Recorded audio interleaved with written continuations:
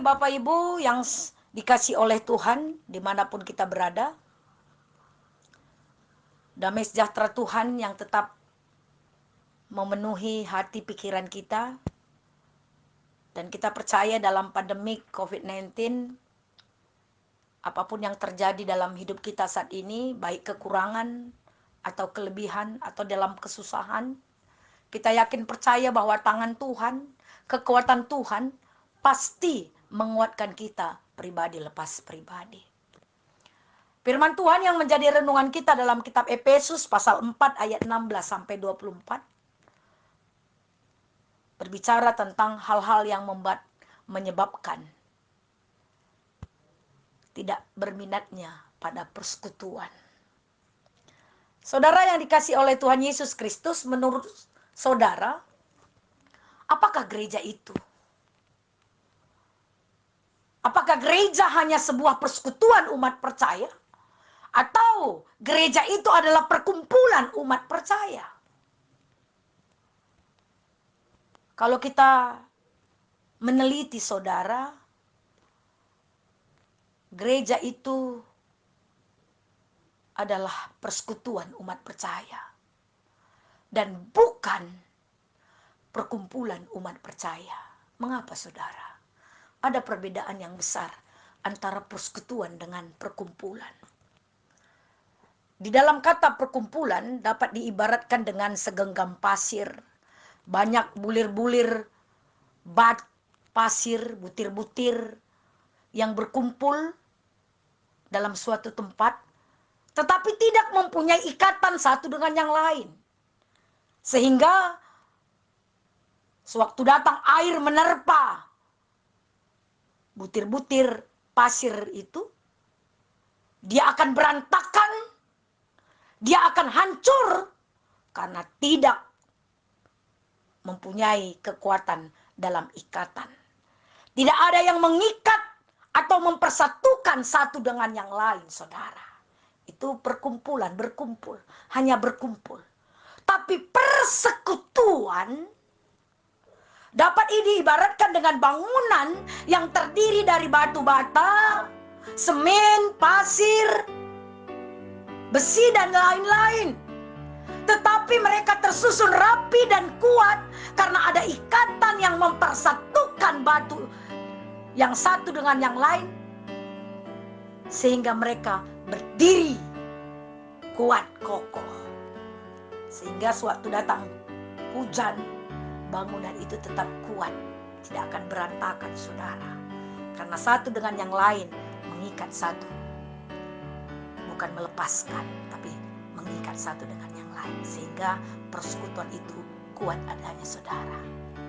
Sehingga dalam bacaan ini juga kita dapat melihat apa yang dikatakan Paulus menyoroti beberapa hal yang dinilai dapat merusak persekutuan jemaat. Yang pertama, tidak mengenal Allah. Ayat 17 sampai ayat yang ke-18, saudara. Saudara mungkin bertanya, apakah seorang jemaat gereja tidak mengenal Allah? Bagi saya, mungkin saja. Dia hanya mengetahui siapa Allah. Sebab ada perbedaan yang sangat dalam antara mengenal dan mengetahui. Kalau mengetahui, kita hanya tahu apa yang nampak di permukaan saja. Kita tahu, mengetahui, oh, dia seperti ini, atau contoh pada pengenalan kita kepada orang lain. Kalau kita mengetahui, oh, dia namanya ini, atau dia suaminya ini, tetapi jauh ke dalam kita tidak tahu. Begitu juga tentang pengenalan kita terhadap Tuhan. Orang yang mengenal Tuhan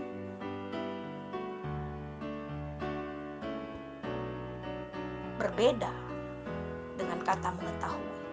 Kalau hanya mengetahui, hanya permukaan di luar. Orang yang mengenal Tuhan hanya mengetahui, oh, Allah itu Allah yang hidup.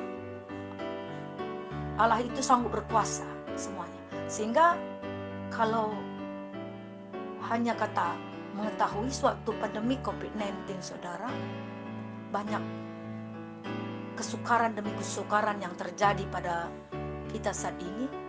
Kalau kata mengetahui, kita bisa lemah, saudara.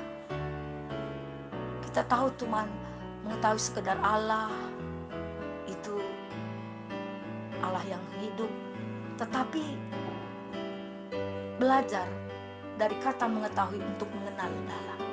Karena kata mengetahui seperti yang tadi saudara hanya terpintas dari luar saja, sehingga dalam persoalan kita tidak tahu bahwa di dalam air mata ada mata air kehidupan yang sudah menunggu kita. Dan yang kita harus perbaiki, saudara, jangan hanya mengetahui, tapi belajar juga mengenal. Karena kalau kita belajar kata mengenal, berarti kita mengetahui lebih dalam dan tahu betul sifat atau karakter dan orang yang kita kenal. Kita juga tahu kelemahan dan kelebihan dan sebagainya. Kita tahu. Sehingga kata mengenal Allah, kita mengenal Allah, saudara, bahwa walaupun dalam pandemi COVID-19, karena kita mengenal Tuhan, di dalam belajar Alkitab, bagaimana pergumulan-pergumulan jemaat-jemaat Tuhan yang dialami, tetapi endingnya semuanya, saudara, semuanya indah pada waktunya. Kalau kita mengenal Tuhan, kita yakin percaya, saudara, semua indah pada waktunya. Jangan kita hanya mengetahui Tuhan, tetapi mari kita mengenal Tuhan lebih dalam lagi. Bahwa di balik air mata yang kita alami pandemi COVID-19, ada mata air kehidupan yang Tuhan sudah siapkan bagi orang yang mengenal Tuhan dan melakukan kehendak-Nya. Dan yang kedua, saudara, hati yang membantu. Ayat 19 sampai ayat 23, saudara, hati ini merupakan pusat dari segala tindakan manusia. Perasaan ini adalah banyak yang mengaruhi tindakan manusia. Jadi hati yang gembira, kitab Amsal katakan adalah obat. Hati yang gembira adalah obat, tetapi semangat yang patah keringkan tulang. Hati ini bisa gembira sewaktu apa yang kita dengar, apa yang diucapkan orang lain juga, yang membuat kita kuat. Oleh sebab itu, seperti yang dikatakan dalam Matius 12 ayat 34 sampai 35 dikatakan, karena apa yang diucapkan mulut keluar dari hati. Orang yang baik mengeluarkan yang baik dari pembendaharaan yang baik, dan orang yang jahat mengeluarkan yang jahat dari pembendaharaan yang jahat. Jadi saudara, mari kita, kalau almarhum Ustadz Uje katakan, jagalah hati, jangan kau nodai. Jagalah hati, lentera hidup ini. Jaga hati. Jaga hati kita, saudara. Karena Paulus katakan hati membantu kita dalam kehidupan. Dan yang ketiga, saudara, berkata dusta dan fitnah. Ayat 25 sampai ayat 29, fitnah lebih kejam dari pembunuhan. Ini sering kita dengar kata pepatah, tetapi banyak sering sekali kita dapatkan orang lain atau bahkan kita sendiri juga melakukan yang tidak benar kita ucapkan pada orang lain. Belajar, saudara, itu bisa menghancurkan persekutuan kita, saudara. Berkata tidak benar, berkata fitnah.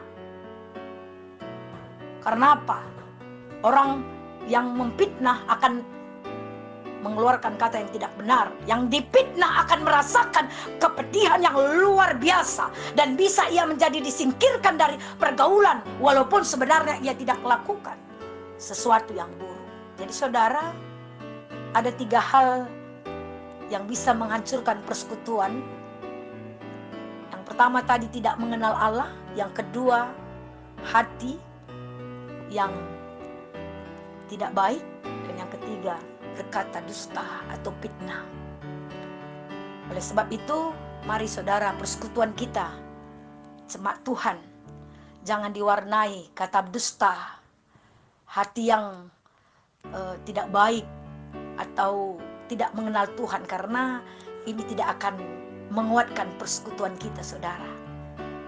Karena persekutuan yang baik akan diwarnai bagaimana kita mengenal Allah lebih dalam, bahwa Tuhan akan membantu kita dalam segala sesuatu hal yang tidak sanggup kita lakukan atau bahkan kita pikirkan. Seperti yang saya katakan tadi, di balik air mata kita ada mata air yang Tuhan sudah siapkan bagi saudara dan saya. Amin saudara, itu yang kita harus amini. Harus kita ingatkan bahwa kalau kita mau dalam persekutuan kita kuat di dalam Tuhan, harus kita mengenal Tuhan lebih baik. Kita mengenal, bukan hanya mengetahui. Kalau orang mengetahui hanya berbicara, tetapi orang yang mengenal, dia akan melakukan. Karena dia tahu sepahit apapun kehidupan yang dia alami saat ini, Tuhan bisa mengubahkan menjadi baik. Seperti nyanyian, semua baik saudara, semua baik. Kalau kita sudah mengenal Tuhan, mari kita perbaiki hati. Hati yang gembira adalah obat saudara. Mari kita mengucapkan kata-kata berkat, bukan kata-kata dusta. Mari kita mengucapkan kata-kata yang menguatkan bagi orang lain. Jangan menyudutkan, apalagi dalam masa pandemi COVID-19. Karena sewaktu kita merasakan kesedihan, imun tubuh kita akan turun saudara, sehingga corona bisa menghancurkan kehidupan kita. Oleh sebab itu marilah kita selalu berkata, menguatkan satu dengan yang lain. Karena kita mengenal Tuhan, di dalam kekurangan kita, kita juga bisa membantu orang lain. Di dalam pandemi COVID-19 ini kita membantu dari seperti istilah yang ada di gereja kita, gereja Batam Center, bahwa memberi dengan istilah si megegeh nampati sila megegeh, yang kuat menguat membantu yang lemah. Ini sudah kita lakukan. Ini sudah 2 kali dan ini ketiga kali nanti kita juga lakukan di dalam gereja kita. Dan ini juga kita lakukan bagi saudara-saudara kita, keluarga kita saudara, dalam COVID-19 ini, pandemi COVID-19, saudara-saudara kita juga mengalami persoalan. Mari kita ulurkan tangan kita untuk membantu dari apa yang ada dalam diri kita. Sedikit tetapi berguna bagi orang lain, tapi kita tidak akan berkurang saudara. Itu istilah yang menguatkan kita untuk memberi saudara-saudara kita. Karena persekutuan kita akan kuat kalau kita melakukan apa yang Tuhan inginkan. Mari saudara, kita tetap melakukan apa yang Tuhan inginkan karena kita mengenal Tuhan.